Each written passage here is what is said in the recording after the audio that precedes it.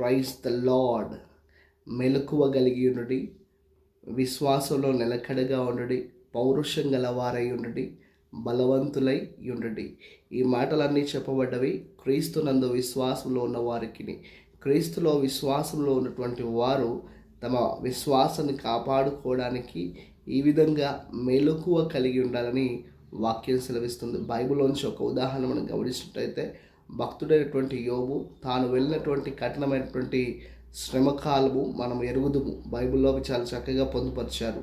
అయితే తన శ్రమకాలం ముందు తాను ఎక్కడా కూడా దేవునిలో నుంచి వైదొలిగినటువంటి ఆ పరిస్థితులు మనకు కనబడవు. తాను వెళ్ళినటువంటి కఠినమైనటువంటి పరిస్థితిలో దేవుని కొరకు నిలబడ్డాడు, దేవునికి సాక్షిగా నిలబడ్డాడు. అయితే దానికి ఫలితంగా దేవుడు యోబును రెండంతలుగా దీవించాడని వాక్యం ఉంటుంది. ఉదయకాల సమయం నువ్వు నిలుచున్నట్టయితే దేవుడు నిన్ను దీవిస్తాడు కఠినమైన పరిస్థితుల మధ్య.